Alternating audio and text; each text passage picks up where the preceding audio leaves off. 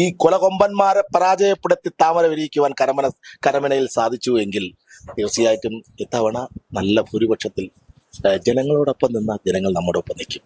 ഇതാണ് നമ്മുടെ നേതാക്കന്മാർ എന്നെ പഠിപ്പിച്ചിട്ടുള്ളത്. ഭാരതീയ ജനതാ പാർട്ടി തിരുവനന്തപുരം നഗരസഭയ്ക്കകത്ത് അധികാരത്തിൽ വരുമ്പോൾ നമ്മൾ ആദ്യം എടുക്കാൻ പോകുന്ന ഒരു നിലപാടെന്നുള്ളത് കേന്ദ്രീകൃതമായ ഒരു മാലിന്യ സംസ്കരണ പ്ലാന്റ് തിരുവനന്തപുരം നഗരസഭയ്ക്ക് അറിയാലോ, കേന്ദ്ര ഗവൺമെന്റ് നരേന്ദ്രമോദി പറഞ്ഞതാണ്. അപ്പോ വലിയ രീതിയിലുള്ള ഒരു പ്രചാരണം തന്നെയാണ് നടന്നുകൊണ്ടിരിക്കുന്നത്. എന്തായാലും കരമന ആർക്കും വിട്ടുകൊടുക്കാതെ വീണ്ടും അധികാരത്തിൽ ഏറുന്നു തന്നെയാണ് പ്രതീക്ഷിക്കുന്നത്. പക്ഷെ എങ്കിൽ പോലും എങ്ങനെ ഇരിക്കുന്നു, പ്രചാരണങ്ങളൊക്കെ എങ്ങനെ പോകുന്നു? നല്ല രീതിയിൽ പോകുന്നു. നമ്മുടെ തിരുവനന്തപുരം നഗരസഭയില് ഒരു ഭരണവിരുദ്ധ വികാരം നിലനിൽക്കുന്നു. കാരണം കഴിഞ്ഞ 5 വർഷക്കാലം ആര്യ രാജേന്ദ്രന്റെ ഭരണത്തിൽ അതൃപ്തരാണെന്ന് പറയുമ്പോൾ അത് വ്യക്തമായി തന്നെ പറയാം. അഴിമതി വലിയൊരു ചർച്ചയായിട്ടുണ്ട്. കഴിഞ്ഞ 5 വർഷക്കാലത്തെ അഴിമതി ഒരു വലിയ വിഷയമായി കാണുന്നുണ്ട്. അതുപോലെ തന്നെ നമ്മുടെ നഗരസഭയുടെ വികസന മുരടിപ്പ്, അതും തനതായിട്ടുള്ള ഫണ്ട് ഉപയോഗിച്ചുകൊണ്ട് ഒരു വികസന പ്രവർത്തനം എടുത്തു കാണിക്കത്തക്കണം ഒരു വികസന പ്രവർത്തനം നടക്കാത്തത്. കേവലം കേന്ദ്രാവിഷ്കൃത പദ്ധതിയിൽ നിന്നുകൊണ്ട് മാത്രമുള്ള വികസന പ്രവർത്തനമല്ലാതെ മറ്റൊരു വികസന പ്രവർത്തനം എടുത്തു പറയാനില്ല, ഒന്നും തന്നെ ഇല്ല. അതുപോലെ തന്നെ സ്വജനപക്ഷപാതം അറിയല്ലോ, പിൻവാന്തൽ നിയമനവും ഒക്കെ വലിയൊരു ചർച്ചയായി. കഴിഞ്ഞ 2023-24 ഓഡിറ്റ് റിപ്പോർട്ട് അതിലെല്ലാം വ്യക്തമായിട്ട് പറഞ്ഞു മരിച്ചവർക്ക് പെൻഷൻ കൊടുത്തുകൊണ്ടിരിക്കും. അത് കഴിഞ്ഞതിന് ശേഷം സർക്കാർ ജോലി വാങ്ങിച്ചു കൊടുക്കുകയും ആ സർക്കാർ ജോലിയിൽ ഉള്ളവർക്ക് തന്നെ പെൻഷൻ ഇപ്പോഴും കണ്ടിന്യൂ ചെയ്തുകൊണ്ടിരിക്കും. ഇതൊക്കെ ഒരു കെടുകാര്യസ്ഥതയല്ലേ? ഭരണ നേട്ടം എന്ന് പറയുമ്പോൾ ഇത്തരം കാര്യങ്ങളൊക്കെ ശ്രദ്ധിക്കേണ്ടതുണ്ട്. ഇത്തരം കാര്യങ്ങളിലൊക്കെ അത് മാത്രമല്ല, ഇപ്പൊ പണമില്ല.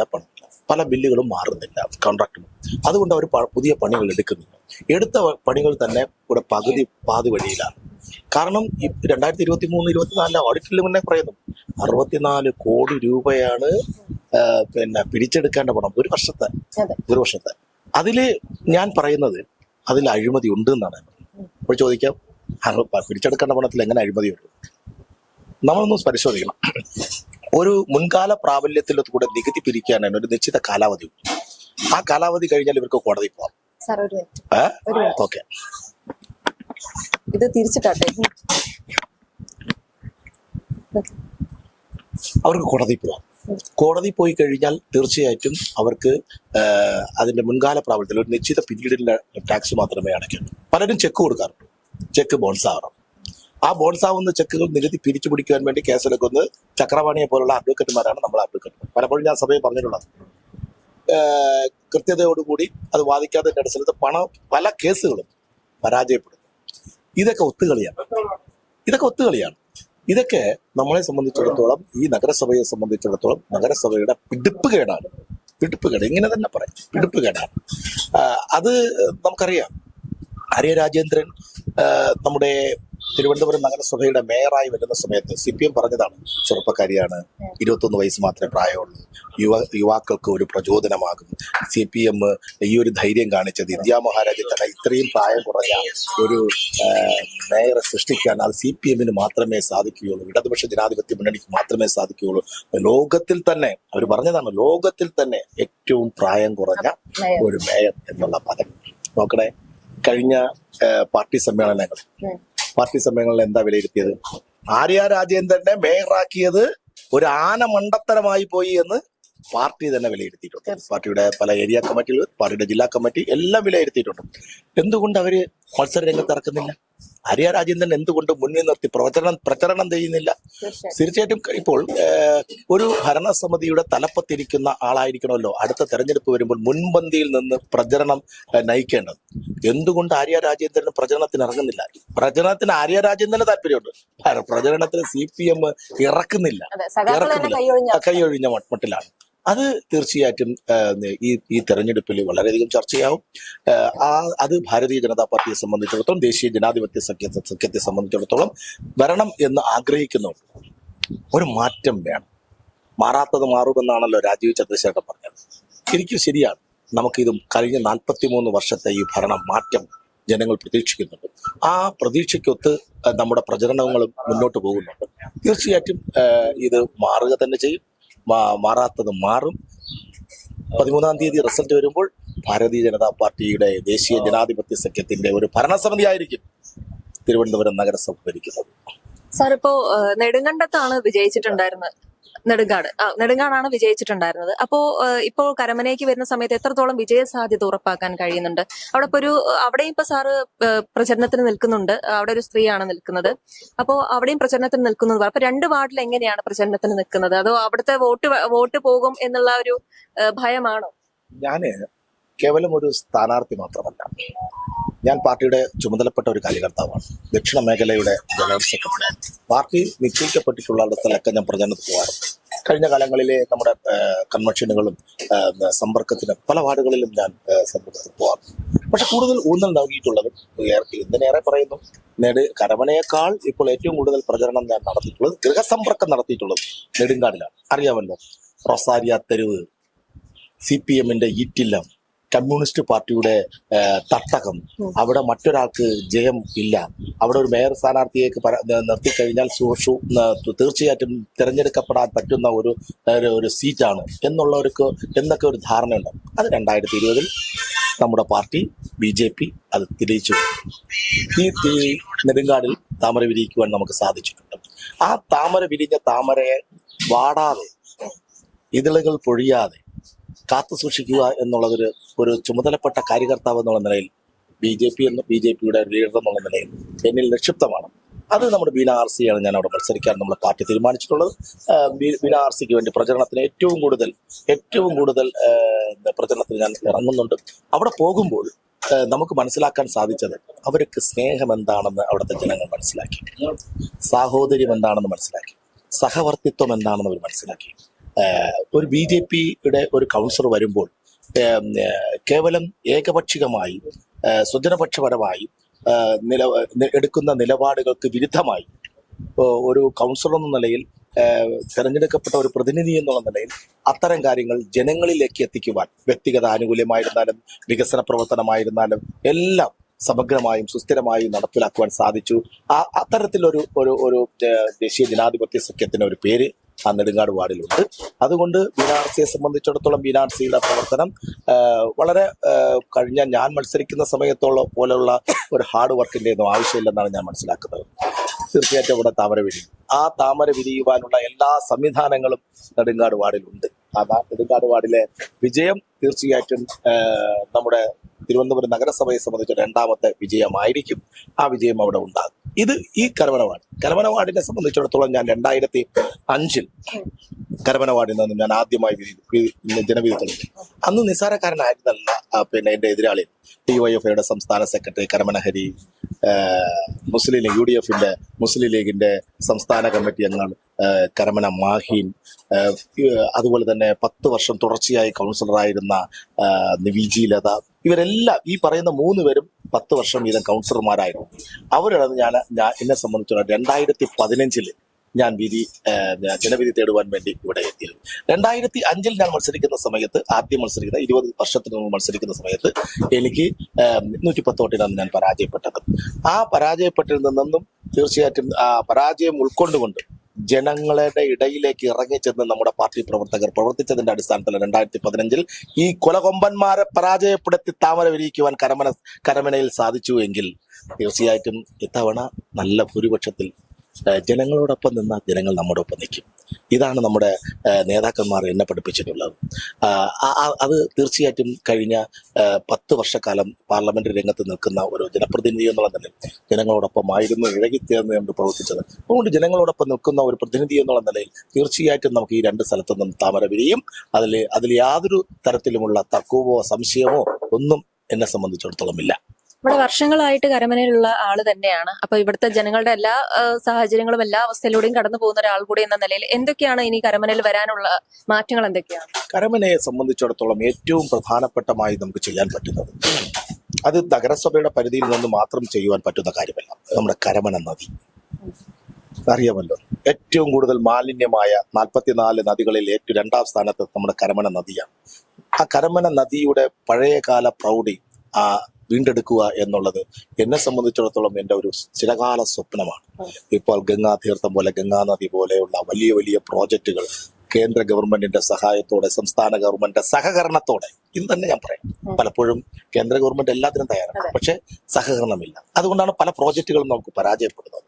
തീർച്ചയായിട്ടും കേന്ദ്ര ഗവൺമെന്റിന്റെ സഹായത്തോടെ, നമുക്ക് സംസ്ഥാന ഗവൺമെന്റിന്റെ സഹകരണത്തോടെ ഒരു വലിയ പ്രോജക്റ്റ് നമുക്ക് ഈ ഡ്രെയിനേജ് മാലിന്യങ്ങൾ ഒഴുക്കി വിടുന്നു. അതുപോലെ തന്നെ നമ്മുടെ മാലിന്യങ്ങൾ വലിച്ചെറിയപ്പെടുന്നു. അതുപോലെ തന്നെ നദിയുടെ ജീവൻ ഇന്നിപ്പോൾ അവിടെ മുങ്ങി കുളിക്കുവാൻ പോലും പറ്റാത്ത അവസ്ഥയിലാക്കി മാറ്റാം. അമ്പലത്തിന്റെ ഇളവ് ഏറ്റവും കൂടുതലുള്ള ഒരു നദികളിൽ ഒന്നാണ് നമ്മുടെ കരമന നദി. കരമന നദിയെ പുനർജീവിപ്പിക്കുക എന്നുള്ള ഒരു ദൗത്യം, ഒരു വലിയ ദൗത്യമാണ്. അത് ഒരു കൗൺസിലർ എന്നുള്ള നിലയിൽ ഞാൻ ചിന്തിക്കുന്നത് തന്നെ എന്താ പറയാൻ, അത് നടക്കാത്ത സ്വപ്നം, മലപ്പുറക്കാരന്റെ സ്വപ്നം എന്നൊക്കെ പല പഴമക്കാർ പറയില്ലേ, അത് തീർച്ചയായിട്ടും അതല്ല. ഞാൻ കരമനയില് 2015 ഞാൻ കൗൺസിലറായി അവിടെ കരമനയിൽ വന്ന സമയത്ത് അവിടെ ഈ മാർച്ച് മാസമാകുമ്പോൾ ജലത്തിന്റെ അളവ് വളരെയധികം കുറവാണ്.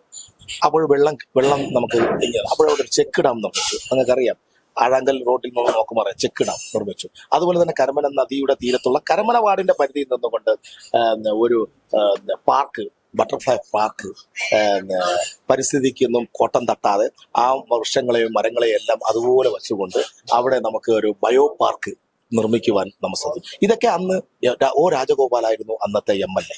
ആ MLAയുടെ സഹായത്തോടു കൂടി, സഹകരണത്തോടു കൂടി അത്തരം വലിയ പ്രോജക്റ്റുകൾ 62-72 ലക്ഷം രൂപയാണ് അതിന് ചെലവഴിച്ചത്. അത്തരം കാര്യങ്ങൾ എന്റെ ഭാഗത്ത് നിന്നുകൊണ്ട് അത്തരം കാര്യങ്ങൾ ചെയ്യുവാൻ ഞാൻ പൂർണ്ണമായും ശ്രമിക്കും. അത്തരം കാര്യങ്ങളിൽ നിന്നുകൊണ്ട് അത്ര വലിയ വലിയ സ്വപ്നങ്ങളാണ് എൻ്റെ മനസ്സിലുള്ളത്.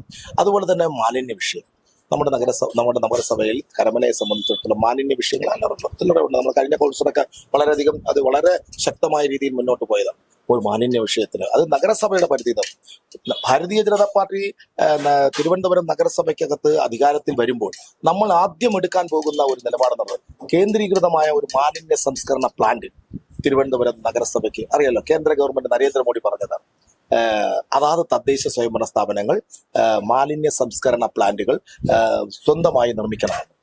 നമ്മുടെ സംസ്ഥാന മുഖ്യമന്ത്രി, ആരാധ്യനായ മുഖ്യമന്ത്രിയും അത് പറയും. അതാത് തദ്ദേശ സ്വയംഭരണ സ്ഥാപനങ്ങൾ സ്വന്തമായ മാലിന്യ സംസ്കരണ പ്ലാന്റുകൾ കേന്ദ്രീകൃതമായി നിർമ്മിക്കണം എന്നുള്ളതിനെ കുറിച്ച് നമ്മുടെ സംസ്ഥാന മുഖ്യമന്ത്രിയും അതിന് താല്പര്യമുണ്ട്. പക്ഷെ എവിടെയാണ് നടന്നത്? ഇന്ന് കേവലം പന്നി ഫാമുകളെ ആശ്രയിച്ച് ജൈവ മാലിന്യ സംസ്കരിക്കുവാനുള്ള സംവിധാനത്തിലേക്ക് പോകുന്നു. നമ്മുടെ ഞാൻ പലപ്പോഴും സഭയിൽ ചോദിച്ചിട്ടുണ്ട്, നമ്മുടെ പ്രഖ്യാപിത നയം എന്താണ്? മാലിന്യ സംസ്കരണത്തിൽ നമ്മുടെ പ്രഖ്യാപിത നയം എന്താണ്? ഞാൻ പലപ്പോഴും സഭയിൽ ചോദിച്ചിട്ടുണ്ട്. അപ്പോൾ ചേറിൽ നിന്നുള്ള മറുപടി എന്ന് പറയുന്നത് ഞാൻ രണ്ടാമത് എടുത്തു ചോദിച്ചു. അറിയാലോ, മാലിന്യ സംസ്കരണം 3 രീതിയിലാണ് നടക്കുന്നത്. ഒന്ന് കേന്ദ്രീകൃതമായ മാലിന്യ സംസ്കരണ പ്ലാന്റ്, അതുപോലെ തന്നെ അല്ലെങ്കിൽ വികേന്ദ്രീകൃതമായ മാലിന്യ സംസ്കരണ സംവിധാനം, അല്ലെങ്കിൽ ഉറവിടത്തിൽ മാലിന്യ സംസ്കരണം. ഇതിൽ ഏതാണ് നമ്മുടെ? അപ്പോഴവർ പറയുന്നത് ഉറവിടത്തിൽ മാലിന്യ സംസ്കരണമാണ് നമ്മുടെ പ്രഖ്യാപിത നയം എന്നാണ്. ചെയറിൽ നിന്ന് VK പ്രശാന്ത് ഇരുന്ന സമയത്തും ആര്യ രാജേന്ദ്രന്റെയും നമ്മുടെ നഗരസഭയുടെയും തീരുമാനം, പ്രഖ്യാപിത നയം ഉറവിടത്തിൽ മാലിന്യ സംസ്കരണമാണ്. ഉറവിടത്തിൽ മാലിന്യ സംസ്കരണം ചെയ്യുമ്പോൾ അതിന് സംവിധാനം ഉണ്ടാക്കി കൊടുക്കേണ്ടത് ആരാണ്? നഗരസഭയാണ്. ഇവിടെ കിച്ചൺ ബിന്നാണ്. കിച്ചൺ ബിൻ കഴിഞ്ഞ ഓഡിറ്റ് റിപ്പോർട്ട് നിങ്ങൾ 2023-24 ഓഡിറ്റ് റിപ്പോർട്ട്, കിച്ചൺ ബിന്ന് വിതരണം ചെയ്തതിൽ അഴിമതി, കിച്ചൺ ബിന്ന് വാങ്ങിയതല്ല അഴിമതി. 10,000 കിച്ചൺ ബിന്നുകൾ വാങ്ങിച്ചു. അത് എവിടെയൊക്കെയാണ്, ഏതൊക്കെ ഭവനങ്ങളിലാണ് കൊടുത്തതിനുള്ള റെക്കോർഡില്ല. ഇത് കണ്ടെത്തിയത് ഓഡിറ്ററാണ്. അപ്പോൾ ഈ ഉറവിടത്തിൽ മാലിന്യ സംസ്കരണവുമായി മുന്നോട്ട് പോകുമ്പോൾ ആ ഉറവിടത്തിൽ മാലിന്യം അവർക്ക് വേണ്ട അസംസ്കൃത വസ്തുക്കൾ കൊടുക്കേണ്ട ചുമതല ആർക്കാണ്? നഗരസഭയ്ക്കാണ്. അത് യൂറോക്കണോ അല്ലെങ്കിൽ നമ്മുടെ ചകിരിച്ചോറ് ഇതൊക്കെ കൊടുക്കേണ്ടത് ആരുടെ ചുമതലയാണ്? നഗരസഭയുടെ. ഇവിടെ എത്ര വീടുകളിൽ ഇത് യഥാസമയം എത്തിക്കപ്പെടുന്നു? ഹരിതകർമ്മസേന മാസത്തിലൊരിക്കൽ ഇതൊക്കെ എത്തിക്കും എന്നാണ്. അതേ സംസ്കരണത്തിന് ആവശ്യമായ ഈ പറയുന്ന യൂറോക്കോളും അതുപോലെ തന്നെ ചകിരിച്ചോറും ഒക്കെ എത്തിക്കുമെന്ന് പറയും. എത്തിക്കുന്നുണ്ടോ? അതുകൊണ്ട് അത് അവതാളത്തിലായി. ഇപ്പോൾ പലതരത്തിലുമുള്ള പല പ്രദേശത്തും ഈ പറയുന്ന കിച്ചൺ ബിന്നുകൾ പൂച്ച പറ്റി കിടക്കുന്ന സ്ഥിതിവിശേഷത്തിലാണ്. അത് മാലിന്യ സംസ്കരണത്തിന് ഒരു സംവിധാനം നമ്മുടെ നഗരസഭയുടെ ഭാഗത്തുനിന്ന് എടുത്തിട്ടില്ല എന്നുള്ള ഒറ്റ കാരണത്തിന്റെ അടിസ്ഥാനത്തിൽ തന്നെ. അതുപോലെ തന്നെ നായ്ക്കളുടെ ശല്യം. തെരുവ് നായ്ക്കളുടെ ശല്യം. ഇന്ന് റോഡിലോട്ട് ഇറങ്ങാൻ പറ്റാത്തൊരവസ്ഥയാണ് നമുക്ക്. എവിടെ പോയാലും ഇപ്പൊ കഴിഞ്ഞ 5 ദിവസം നമ്മൾ പത്രത്തിൽ കണ്ടായിരുന്നു, മ്യൂസിയത്ത് പ്രഭാത സവാരിക്ക് പോയ ആൾക്കാരെ വരെ പട്ടി കടിച്ചിരിക്കുന്നു. ആ തരത്തിൽ നായ്ക്കളെ സംബന്ധിച്ചിടത്തോളം ABC പ്രോഗ്രാം കേന്ദ്ര ഗവൺമെന്റിന്റെ ഫണ്ട് ഉപയോഗിച്ചുകൊണ്ട് ഓരോ വർഷവും ബഡ്ജറ്റിൽ ലക്ഷക്കണക്കിന് രൂപ, കോടിക്കണക്കിന് രൂപ ചെലവഴിക്കുന്നുണ്ട്. അങ്ങനെ നമ്മൾ പരിശോധിക്കുന്ന കഴിഞ്ഞ 10 വർഷത്തെ ഇടയിൽ ABC പ്രോഗ്രാം കൃത്യമായി നടത്തിയ ഇന്ന് ഒരു നായ്ക്കളും നമ്മുടെ തിരുവനന്തപുരം നഗരസഭയ്ക്കകത്ത് ഉണ്ടാവാൻ പാടില്ല, അവരുടെ കണക്കുകൾ നോക്കുന്ന സമയത്ത്. പക്ഷേ ഇത് യഥാസമയം നടത്തുന്നുണ്ടോ? ഇതിൽ കൃത്യമായ അഴിമതിയുണ്ട്. അഴിമതി കണ്ടെത്തിയത് ഞാനോ BJP ഒന്നുമല്ല, ആഡിറ്റ് റിപ്പോർട്ട് തന്നെ കണ്ടെത്തിയിരുന്ന ABC പ്രോഗ്രാം കൃത്യതയോടുകൂടി നടപ്പിലാക്കുന്നില്ല എന്നുള്ളത് ഞങ്ങൾ പലപ്പോഴും സഭയിൽ ചോദിച്ചിട്ടുണ്ട്. നിങ്ങൾ ABC പ്രോഗ്രാം നടത്തിക്കോ, പക്ഷേ നടത്തുമ്പോൾ അത് യഥാവിധി കൃത്യമായി ചെയ്തു എന്ന് ഉറപ്പുവരുത്തണം. അപ്പോൾ ഒരിക്കൽ ഞാൻ ഒരു സഭയിൽ ചോദിച്ച ഒരു ചോദ്യമാണ്, അതായത് വന്ധീകരണം ചെയ്യപ്പെട്ട നായ്ക്കൾ പ്രസവിക്കുന്നതായി കാണുന്നുണ്ട്. പല പത്രമാധ്യമങ്ങളും ദൃശ്യമാധ്യമങ്ങളും റിപ്പോർട്ട് ചെയ്തിട്ടുണ്ട്. ഇതിനെക്കുറിച്ച് ചെയറിന്റെ അഭിപ്രായം എന്താണെന്ന് ചോദിച്ചപ്പോൾ ആര്യ രാജേന്ദ്രൻ എന്നോട് ചോദിച്ചത്, കരമന കണ്ടോ നായ്ക്കൾ പ്രസവിക്കുന്നത്? അതായത് വന്ധീകരണം ചെയ്ത നായ്ക്കൾ പ്രസവിക്കുന്നത് കരമന കണ്ടോ? ഇവിടത്തെ പ്രബലമായ പത്രങ്ങൾ റിപ്പോർട്ട് ചെയ്തതാണ്, ദൃശ്യമാധ്യമങ്ങൾ റിപ്പോർട്ട് ചെയ്തതാണ്. ഇത് അവർ കണ്ടിട്ട് പരിഹാസ സ്വരത്തിൽ ആ ചെയറിൽ ഇരുന്നു കൊണ്ട് അങ്ങനെ പറയാൻ പാടുണ്ടോ? പ്രതിപക്ഷ ബഹുമാനം എന്ന് പറയുന്നത് ഇല്ല. ധിക്കാരവും ധാർഷ്ട്യവും നിറഞ്ഞ സമീപനം, പ്രതിപക്ഷത്തിന്റെ അഭിപ്രായങ്ങളെ സമന്വയിപ്പിച്ചുകൊണ്ട് തീരുമാനങ്ങൾ എടുക്കുവാൻ വേണ്ടി സാധിക്കുന്നില്ല. അതിന്റെ ഫലം എന്താണ്? ഭരണപരാജയം സംഭവിച്ചു. അതാണല്ലോ 5 വർഷത്തെ പരാജയം സംഭവിക്കുവാനുള്ള കാരണം. അതാണല്ലോ ജനാധിപത്യം എന്ന് പറയുന്ന പ്രതിപക്ഷത്തിന്റെ വാക്കുകളും അവരുടെ തീരുമാനങ്ങളും ഒക്കെ, അവരുടെ അഭിപ്രായങ്ങളും ഒക്കെ സമന്വയിപ്പിച്ചുകൊണ്ട് ഒരു ഭരണം നടത്തുമ്പോൾ മാത്രമാണ് ഒരു ഭരണസമിതി ജനാധിപത്യ രാഷ്ട്രത്തിൽ തീർച്ചയായിട്ടും അത് ഉന്നതിയിലേക്ക് എത്തുന്നത്, ജനങ്ങൾ അംഗീകരിക്കുന്നത്. പരാജയപ്പെട്ടു. എന്ത് കാരണം? പ്രതിപക്ഷത്തെ അംഗീകരിക്കാതെ അവരുടെ നിസ്സാരവൽക്കരിച്ചുകൊണ്ട്, അവരുടെ അഭിപ്രായങ്ങൾ നിസ്സാരവൽക്കരിച്ചുകൊണ്ട് ചെയ്യുമ്പോൾ തീർച്ചയായിട്ടും അത് ഭരണപരാജയം സംഭവിച്ചു. അത് പ്രകൃതി നിയമമാണ്, അത് നിയമമാണ്, ജനാധിപത്യ നിയമമാണ്. അതാണ് അവിടെ സംഭവിച്ചത്. അപ്പൊ ഇത്തരം പ്രശ്നങ്ങൾ അപ്പോൾ ചോദിക്കാം. അപ്പോൾ നിങ്ങളോട് ചോദിച്ച ഒരു കാര്യമുണ്ട്, ഈ നായ്ക്കൾ നമ്മൾ എന്ത് ചെയ്യാൻ കൊണ്ടിടാൻ സ്ഥലമില്ല. ഞാൻ ഓരോ സ്ഥലത്തും ഇപ്പം ABC പ്രോഗ്രാം നടത്തുന്ന സമയത്തോടൊപ്പം തന്നെ വികേന്ദ്രീകൃതമായോ കേന്ദ്രീകൃതമായോ ഷട്ടറുകൾ നിർമ്മിക്കുക. ഇതിനാരെയും കൊല്ലാൻ, നമ്മൾ ഒരു ജീവനെയും കൊല്ലാൻ പാടില്ല. എല്ലാവർക്കും ജീവിക്കുവാനുള്ള അവസരം ജഗദീശ്വരൻ നൽകിയിട്ടുണ്ട്. ആരെയും കൊല്ലാൻ നമ്മൾ പറയുന്നില്ല. പക്ഷേ ഇതിനെ കൊണ്ട് ഏതെങ്കിലും ഒരു വികേന്ദ്രീകൃതമായോ കേന്ദ്രീകൃതമായോ ഒരു ഷട്ടറുകൾ നിർമ്മിച്ച് അവിടെ പാർപ്പിച്ച് അവർക്ക് വേണ്ട ആഹാരം എത്തിക്കുവാൻ, മാലിന്യമുണ്ട്, അത് വലിച്ചെറിയുന്ന ജൈവ മാലിന്യമുണ്ട്, അത് അവിടെ എത്തിക്കുകയും യഥാവിധി ചെയ്യുവാനുള്ള കർത്തവ്യം, അത് ആ കർമ്മം ചെയ്യേണ്ടതാരാണ്? നഗരസഭയാണ്. പക്ഷെ അത്തരം കാര്യങ്ങൾ നിസ്സാരവൽക്കരിച്ചുകൊണ്ട്, കാരണം എന്നാൽ മാലിന്യമായിരുന്നാലും ABC പ്രകാരം ഇതൊക്കെ അവരെ സംബന്ധിച്ചിടത്തോളം ഒരു വരുമാന മാർഗമാണ്. ഇതൊക്കെ ചെയ്ത് പൂർത്തീകരിച്ചു കഴിഞ്ഞാൽ പിന്നെ അവർക്ക് വരുമാനം നഷ്ടപ്പെടുകയാണ്. അവരുടെ CPMന്റെ വരുമാനം എന്ന് പറയുന്നത് തിരുവനന്തപുരം നഗരസഭ അവരുടെ ഖജനാവാണ്. അവർക്ക് ആവശ്യമുള്ളപ്പോൾ പണം, അവരുടെ പാർട്ടി പരിപാടികൾക്ക്, അവരുടെ സമ്മേളനങ്ങൾക്ക് ഒക്കെ പണം കണ്ടെത്തുന്നത് ഈ പറയുന്ന തിരുവനന്തപുരം നഗരസഭ. കേരളത്തിലെ ഏറ്റവും വലിയ നഗരസഭയാണ്. 10 ലക്ഷത്തോളം വരുന്ന ജനങ്ങൾ തിങ്ങിപ്പാർക്കുന്ന സ്ഥലമാണ്. ഏറ്റവും കൂടുതൽ വിസ്തൃതിയുള്ള ഒരു നഗരസഭയാണ്. ഏറ്റവും കൂടുതൽ വികസന സാധ്യതയുള്ള ഒരു നഗരമാണ്. വിഴിഞ്ഞവും അന്താരാഷ്ട്ര വിമാനത്താവളവും ഒക്കെ ഉള്ള ഒരു നഗരമാണ്. ആ നഗരത്തിന്റെ ഒരു വികസനം എന്ന് പറയുന്നത് അത് ഇച്ഛാശക്തിയോടുകൂടിയുള്ള ഒരു ഭരണസമിതിക്ക് മാത്രമേ സാധിക്കുകയുള്ളൂ. അത് BJP കൊണ്ട് മാത്രമേ സാധിക്കുകയുള്ളൂ എന്ന് തിരുവനന്തപുരത്തിലെ ജനങ്ങൾ, നഗരത്തിലെ ജനങ്ങൾ അറിഞ്ഞു കഴിഞ്ഞു. അവർ ഭാരതീയ ജനതാ പാർട്ടിക്ക് അനുകൂലമായി വിധിയെഴുതും. അതുകൊണ്ടാണ് ഞാൻ നേരത്തെ സൂചിപ്പിച്ചത്, BJP ഈ നഗരസഭയിൽ അടുത്ത് വരുന്ന 13-ാം തീയതി നടക്കും. 13-ാം തീയതി താമരകൾ, പല താമരകളും നമ്മുടെ തിരുവനന്തപുരം നഗരത്തിൽ വിരിയും. തീർച്ചയായിട്ടും ഭാരതീയ ജനതാ പാർട്ടിയുടെ ഭരണസമിതി ആയിരിക്കും തിരുവനന്തപുരത്ത് ഉണ്ടാകാൻ പോകുന്നത്. അപ്പൊ എല്ലാവിധ ആശംസകളും നേരുകയാണ്. ഒരു വിജയം തന്നെ കൈവരിക്കാൻ വീണ്ടും ഇവിടെ കരമനയിൽ താമര വിരിയട്ടെ എന്നും കൂടി ആശംസിക്കുന്നു. നന്ദി.